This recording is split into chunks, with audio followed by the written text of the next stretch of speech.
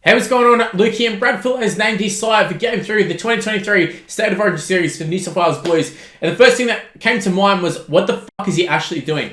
Now, parts of the side I actually really like. There's some parts that I like, the back row, the bench is like, there's definitely some elements of it that I really like. There's other elements that are like, why are you selecting these guys? What's your thought process on this? Sometimes, like in Game 1 and Game 2, I could understand why he made some of the selections. I didn't necessarily agree, but I could understand what he was going for. They even came out and sort of said, okay, this is why we're going for this guy. You know, this is why the bench is set up this way. I could understand there was like some logic. The logic wasn't necessarily great, but I could understand the logic. Whereas Game 3, it feels like they've just gone away from everything. And I know they've lost the series and they kind of have to. And Brad Fittler, this is probably his last hurrah. But this is not the side. This is definitely not the side. And speaking of the side, let's actually go through the side. You can see it on the screen right now. A lot of ins and outs. Tedesco still remains, which is a controversial one. A lot of people probably would have had him out. Look, I'm not against him having a farewell game if this is what it is. I don't necessarily know if this is his actual farewell game, but it kind of feels like it at this point. The wingers stay the same. Brian Toyer, Josh Adokar. Here's the interesting thing. So Stephen Crichton is straight up just named in the centres. He's played the first two games, but he's never been named. He's always been like 18th, 19th man, and then he's come in. Obviously, injuries have happened. He sort of found himself as the next man in. Campbell Graham also ruled out. So they did need to make a change. And you're thinking, Matt Burton comes in. He's got the bomb. He's got a couple elements to his game that could be quite useful.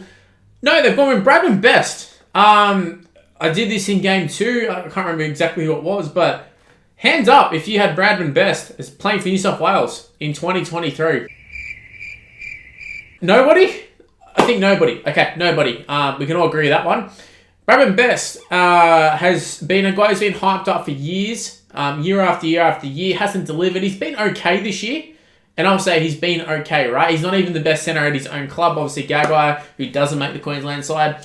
For me, very strange one. But Fittler's actually played a lot of random dudes in the centres. Talakai's played. He's had Gutherson. Jack White, I can understand, but centre seems to be the position that he just goes, all right, stuff it. Let's just chuck anyone there. And that is proven by the fact that Damien Cook actually ended up playing as a centres. That was the backup option. Let's just chuck anybody into the centres who's got a little bit of speed. Bradman Best, like, he had his probably best game ever, but, I mean, who didn't for the Knights? I did a video yesterday. Go check that out. Bulldogs fan ranting about the Bulldogs up against the Knights. That wasn't a reflection of Bradman Best or the Knights. That was a reflection of the Bulldogs being absolutely dog shit. That's the genuine truth. And for me, I feel like there's nothing that Bradman Best has done this year that has said, yeah, he needs to be an Origin player. And I understand the sentiment of, you know, this is Game 3, it's write-off game. You know, go out, blood some new guys. But Bradman Best is not someone that I look at and go, yep, no, he's the guy. Where the fuck is Katoni Staggs? That's all I'm going to say. Where the fuck is Katoni Staggs? And honestly, this is the perfect reason as to why Brad Fittler, like, why would you not pick Katoni Staggs? He's been playing for a team who's in form. He's been playing good. Meanwhile, Bradman Best has been a guy who's been very lackluster, very injury prone. Doesn't exactly sort of stand out as a guy that you can build a team around or is going to be there for years to come. I don't understand this in the slightest, and I think this is the perfect example of why Brad Fittler needs to go. This sort of mentality of like, oh, well, he had a good game last game, let's just chuck him in there. Get rid of that. Get rid of Brad Fittler. Honestly, I hope he never coaches another NRL State of Origin rep team ever again. Jad said, that selection in itself, it's right up there with Tavita Pengai Jr., regardless of the result, which I don't think is going to go well for the Blues, but Bradman Best being in there, that's come on, that's Jamie Buhrer levels. That's ridiculous. And I think even Knights fans will say that, like, Bradman Best, very, very lucky to be in this side. He's been very lucky to be in the bloody Knights sides at times with how he's played. Yeah, and I will say this has been his best season since he's debuted, but that doesn't mean he should play for the Blues, you know what I mean? And the fact that, like, we've got a fair few Knights in this side, but they dropped Frizzell is crazy. Anyways, look, we're going to go on to the rest of the side. Cody Walker is in. Cody Walker would have been great at the start of the season, or start of the series, I should say. Bringing him in for Game 3 in his 30s. You got a chance to blood some new guys. Nico Hynes is there. You could have kept Jerome Luai. I wouldn't have kept him, but you've dropped Jerome Luai for Game 3 and you brought in a guy, and you haven't brought him in with the guy who, like, it's kind of, I feel for me, if you brought in Cody Walker, you bring in Adam Reynolds, that sort of stuff. If you're going to go the old boys, go the old boys. Instead, they've gone with Mitchell Moses, Cody Walker. I don't hate it, but it's just, on one hand, they're picking a Bradman Best who's there purely, you can't say he's not purely there on potential. So they've gone with potential in one position, and then they've gone with a real experienced old guy. I don't understand this, and that sort of goes into the rest of the side. We'll see in a second. Jake Trbojevic comes back in. Regan Campbell-Gillard is recalled for Game 3 in a dead rubber. Should have been there in Game 2. Brad Fittler dropped him last year, despite him playing half decent. He's always been good for the Eels. He was good for Penrith. Nothing really said as to why he shouldn't have been picked to start off with, and apart from injuries. And he comes in for a dead rubber. Typical Brad Fittler. That's strike 2 for Brad Fittler in terms of why he should just get the sack. Like, literally, the second this third game's over, piss Brad Fittler off, honestly. Get rid of him. Get rid of him, please. Please, I am begging. Between him and the Bulldogs, man, my life has not been good in footy. Like, it's been terrible. But yeah, Jake Trbojevic comes back in. It's much needed. Damien Cook is the number 9. Who are we trying to fool here? You started Reece Robson in the last game. Damien Cook was your utility. You said Reece Robson, you can see him have a future for New South Wales. He didn't look out of players, blah, blah, blah. Just pick him in the number 9. Stop being stupid. We don't think he's actually going to come off the bench. Makes no sense. Damien Cook is your impact sub. Just pick him as an impact sub. Stop. All right, you know what? Brad, that's strike 3. That's strike 3 there. You're out. You're gone. You're gone. Okay, this is where he's actually got it right. So the back row. Liam Martin in 11. Keon Koloamatangi, 12. Cameron Murray, 13. I froth that. I absolutely froth that. And you know what? Shout out Tyson Frizzell. You did nothing wrong, honestly, in the games. Could easily be there off the bench or wherever. It could rearrange the back row a little bit. I would be happy with Tyson Frizzell on the side, but I'm happy that Koloamatangi is there, and I'm happy that bloody Liam Martin is finally starting, and Cameron Murray. It's honestly, they were our best 2 players, and they're coming off the bench once the game's already over. That's literally the case, and we're talking about them being game changers, and you know, New South Wales trying to run down Queensland, but we're actually starting with them. Jake Trbojevic is a big one too. Obviously, Payne Haas is out, is a big one. Junior Paulo not being inside is another one. A lot of changes to the forward pack. Some of them I like, some of them I don't like. Let's go to the bench. Isaiah Yeo in the 14, huge one. Jacob Saifiti recalled. Reece Robson, Clinton Gutherson. Having Robson and Gutherson on the bench, both there, that really worries me. And this is a perfect example of why I said the Brad Fittler and the New South Wales side have no structure, no direction, no idea what they're actually doing. They don't have no idea. In previous games, they said they didn't need a utility. Then players have gone down.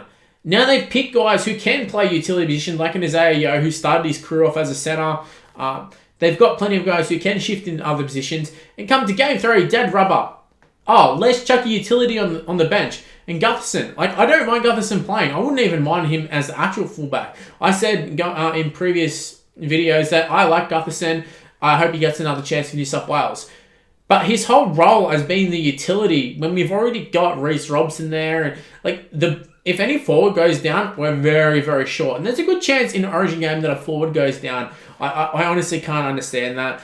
Isaiah Yeo on the bench, I feel like for me, you either pick him as the 13 or you don't pick him at all. And I'm sort of wondering whether this is kind of similar to Tedesco, where they don't want to drop in, they want to give him like a farewell game if it is that. They don't want to not pick him, but they've just chucked him on the bench. Similar to Nico Hines. Imagine if Elio didn't get picked, you probably go, oh, well, can't believe they didn't pick the Penrith captain. He's won 2 grand finals. He's sort of been in the leadership group for New South Wales for years. He's been so good for them, blah, blah, blah. So you kind of had to pick him in a way, but, man, off the bench, it's like, I'd rather you just not pick him and just pick another second row or another prop. Like the fact that we have 1 second row lock and we have 1 prop, I think that's kind of alarming. We've got Gutherson there. I'm not sure what the thought process is. If you've already trained Damien Cook to be there in case there's an injury to the back line. So that was the reasoning for him on the bench in Game 2. He'd come in there, he played in the centres, he actually played half decent in the centres, but your thought process was that Damien Cook can be your utility. So you go into Game 3 and you go, hey, Damien Cook, you're back to being the starter all of a sudden, and we're going to chuck Gutho on there. Surely Gutho is just a placeholder for someone else to come in. Who have we got? Scotty Drinkwater and Spencer Leniu. I wouldn't mind Spencer Leniu coming off the bench. I think he's the best bench forward in the whole NRL. I think he's absolutely unreal. Love him for Penrith. He's got that aggression. Kind of has something that I feel like they might need for New South Wales. We're not talking your Junior Paulos who their best asset is their ball playing or whatever. We're talking a guy who just hits hard, runs hard, does a hard yards for Penrith. And then Scotty Drinkwater, I would have had him as the number 1, but it is what it is. I'm not too if Tedesco's there, I'm not really against that. But look, I think this side, definitely some good parts of it, but this could go down as one of the worst New South Wales Blues sides of all time. How Matt Burton's not there in the centres, or Katoni Staggs, I don't understand. Paul Campbell-Graham, he's had 3 opportunities where he probably should have been in the side for 3 games, and he hasn't played in any of them. Still yet to make his debut. Realistically, I think this side gets absolutely towed up by Queensland. Queensland running basically the same side, except with Corey Horsburgh coming in. I think they get absolutely demolished, absolutely smashed. They've done it in Game 1. They've done it in Game 2. There's no reason this isn't going to happen in Game 3, honestly, apart from it being a home game for New South Wales. Anyways, that's just my quick thoughts on the side. I thought I'd do like a little reaction video, seeing it's come out today. I thought it was quite fitting. Yeah, as you can tell, I'm not very pleased with this side. I think it's pretty terrible. Like I said, I think this could be one of the worst sides we've ever seen for New South Wales. Mitchell Moses was there. I didn't even mention Mitchell Moses. I'm glad he's there. I'm glad he gets another shot. In saying that, though, with the side around him, Mitchell Moses is just not getting opportunities with a decent side around him. He's got a good 4-pack to work with, and hopefully that kind of pays dividends in the fact that our 4-pack is so much stronger, in my opinion, than it has been for Game 1 and Game 2. So fingers crossed they sort of lay the platform for them, because they haven't done that in Game 1 and Game 2 for the halves. And you know what? Cody Walker, Mitchell Moses, I think they could be a decent little combo. But I feel bad for Nico Hines. I think he's very unlucky to not get another chance. But hey, it is what it is. Anyways, guys, we're going to wrap things up here. Hopefully you did enjoy it. If you go ahead and smash the like button, that'd be very much appreciated. We are on the road to 15,000 subscribers. So the more likes, the better. The more growth of the channel, the more subscribers. Speaking of subscribers, if you haven't already, if you go and subscribe, that'd be very much appreciated. Also, go ahead and chuck me a follow on social media. It's on the screen right now. It's Mr. Luke on YT. Give me a follow, give me an ad, do all that sort of stuff. That's my TikTok, my Instagram, all that sort of stuff. Be very much appreciated. Also, shout out to the members. You're seeing them on the screen right now. Appreciate all of you guys. Yesterday, it was very evident that the Bulldogs don't seem to appreciate their members, but I definitely do. So shout out to every single one of you guys. You've been very loyal. You've been keeping the channel afloat, honestly. And that goes to the super chatters as well. I really, really appreciate you super chatters. Honestly, you're absolute legends. Thank you for supporting the channel and keeping me afloat, and giving me motivation to make videos and do streams. So it definitely doesn't go unnoticed. But yeah, guys, look, I'm going to end this one. Thanks for watching, guys. If you can stay tuned for more content on the channel, plenty of Rugby League Live 4, plenty of Origin, plenty of NRL videos to be made. Stay tuned for that, and I'll see you for the next one. See yous.